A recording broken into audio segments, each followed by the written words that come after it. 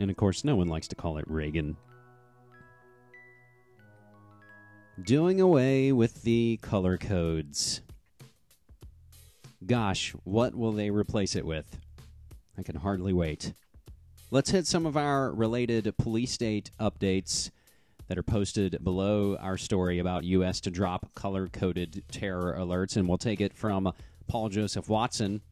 Watchdog probes DHS spying on Drudge Report.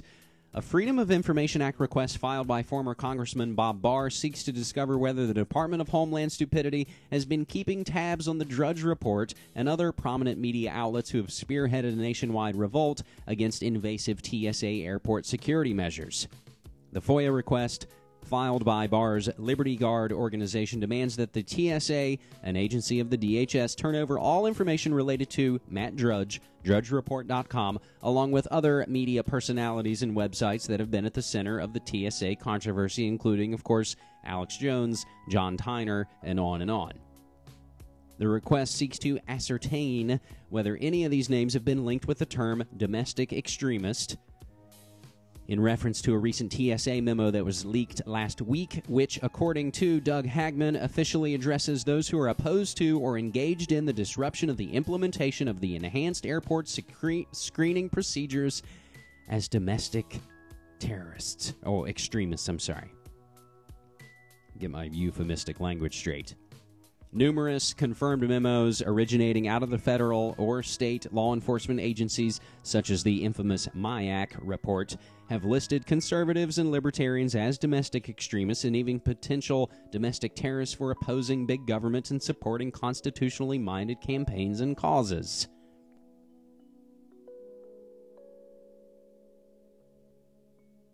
Government reports violations of limits on spying aimed at U.S. citizens. This is from the Washington Post. Spencer Hsu. The federal government has repeatedly violated legal limits governing the surveillance of U.S. citizens, according to previously secret internal documents obtained through a court battle by the American Civil Liberties Union. In releasing 900 pages of documents, U.S. government agencies refuse to say how many Americans' telephone, email, or other communications have been intercepted under the Foreign Intelligence Surveillance Act, or FISA, amendments of 2008, or to discuss any specific abuses. The ACLU said most of the documents were, of course, heavily redacted. However, semi-annual internal oversight reports by the offices of the Attorney General and Director of National Intelligence identify ongoing breaches of legal requirements that limit when Americans are targeted and minimize the amount of data collected. Hundreds of pages of documents have been released. Scant reporting on that, while we pay attention to the Cablegate extravaganza, which, again, we're going to get to in just a little bit.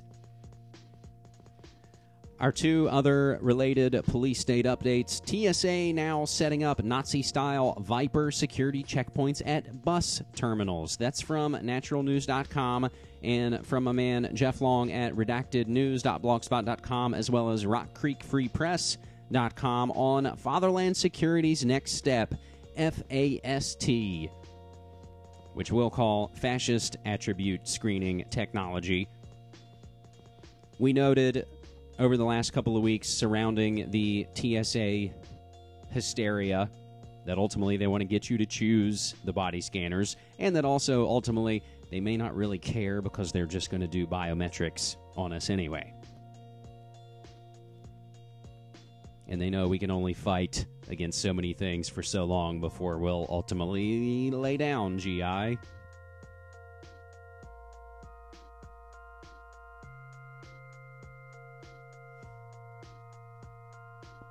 And we knew they were going to push it to planes, trains, and automobiles. That's why we made those overt references to planes, trains, and automobiles last week over Thanksgiving, Blackjack Friday.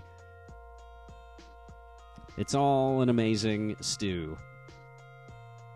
Let's move to some of our warwhores updates on occupations and electrodes. And we'll take it from allgov.com. U.S. presence in Afghanistan now longer than the Soviets' occupation. The United States has passed an unfortunate landmark U.S. troops have now been stuck in Afghanistan longer than was the Soviet Union. As of November 26th, again, the aforementioned Blackjack Friday, Mumbai anniversary, the American military matched the length of time that the once mighty Red Army spent in Afghanistan, 9 years and 50 days. The Soviet occupation lasted from December 27, 1979 to February 15, 1989. The continuing U.S. campaign to rout the Taliban and al-Qaeda started on October 7, 2001. The Soviet Army withdrew in defeat, having suffered more than 14,000 deaths and more than 50,000 wounded. By comparison, the U.S. involvement has been less costly. 1,403 Americans have died, although that number has been rapidly rising. Half of the U.S. deaths have been in the last 2 years, and about 7,000 Americans have been wounded. The latest Pentagon report on progress towards security and stability in Afghanistan paints a bleak picture of the current situation, with violence on the rise, corruption increasingly entrenched, and the Taliban gaining strength. Polls show that the majority of Americans have grown disillusioned with the U.S. presence in Afghanistan. Nonetheless, both President Barack Obama and the congressional leadership of the Republican Party are committed to keeping American troops in the country until at least 2014. You can get more on this story from airforcetimes.com and the Christian Science Monitor, and I believe allgov.com even has the link to download the full PDF report on progress towards security and stability in Afghanistan. Something I made reference to on my appearance on Ground Zero Sunday night with Clyde Lewis is that a lot of this traces back to Brzezinski and Gates training the Mujahideen to fight against the Soviets. I made reference to Brzezinski admitting to, I believe, La Nouvelle Observateur that, of course, contrary to popular wisdom, we drew the Soviets in. That was the plan all along. The official story is, the Soviets invaded, so we had to go do that. We had to start Charlie Wilson's war and all that other propaganda garbage. But the truth comes from the elites when they think we're not paying attention or we're not reading the books that they've written for their other elite bloodline cronies. I think some listeners disagreed on that, but hopefully we can put it right back out there. Hopefully we can plant seeds to folks. And again, getting on that kind of media outlet is one great coverage for MediaMonarchy.com, but that's the small part of it, to hopefully plant seeds. That's the idea. Check out Brzezinski. Check out his admission that Han shot first, if you will. Posted along the bottom of this, warwhores, occupations, and electrodes.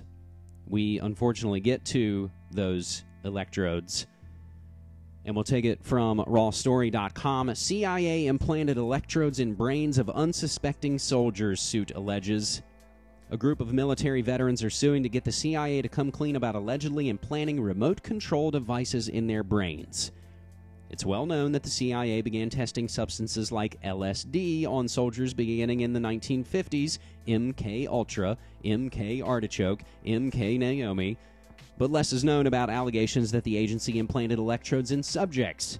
A 2009 lawsuit, and we do have the PDF for you to download, and you can read the claims that the CIA intended to design and test septal electrodes that would enable them to control human behavior. The lawsuit said that because the government never disclosed the risks, the subjects were not able to give informed consent. According to a 1979 book by former State Department intelligence officer John Marks, The CIA and the Search for the Manchurian Candidate, an internal 1961 memo by a top agency scientist reported that, quote, the feasibility of remote control of activities in several species of animals has been demonstrated. Special investigations and evaluations will be conducted toward the application of selected elements of these techniques to man. The CIA pursued such experiments because it was convinced the Soviets were doing the same thing. So says Jeff Stein of the Washington Post. In mid-November of this year, U.S. Magistrate Judge James Larson ruled that the CIA must produce records and testimony regarding the experiments conducted on thousands of soldiers from 1950 to 1975. The CIA has already claimed that some documents are protected under the state secrets privilege, but Larson said the agency needs to be more specific, with links to courthousenews.com. We have more on this from the aforementioned Jeff Stein on Spy Talk on the Washington Post. CIA brain experiments pursued in veteran suit. These things are very real. But the media tells you they're just entertainment. It's just a Matt Damon, Robert De Niro movie. It's just fiction. I watched a film called Hopscotch that's streaming on Netflix. 1980 Walter Matthau, CIA agent who gets bounced, who decides he's going to write a tell-all exposing all the spies and diplomats and intelligence agencies around the world. I think that's kind of timely and fitting for our WikiLeaks era. And, of course, all the media and memes swirl about. Our last War Whores Occupations and Electrodes note is a video from Raw Story and Raw Replay where Gates has been announcing and discussing the results of their Don't Ask, Don't Tell study. As we noted at the top of the show, that debate's going on again and again, and it's fascinating. That's not really the word I would use, but interesting nonetheless to now watch the left argue for more inclusion into the war rather than arguing for an end to the war and wars of aggression and the war of terror based on lies, based on terror events which we know very little about, that have the fingerprints of intelligence networks, as they always seem to do.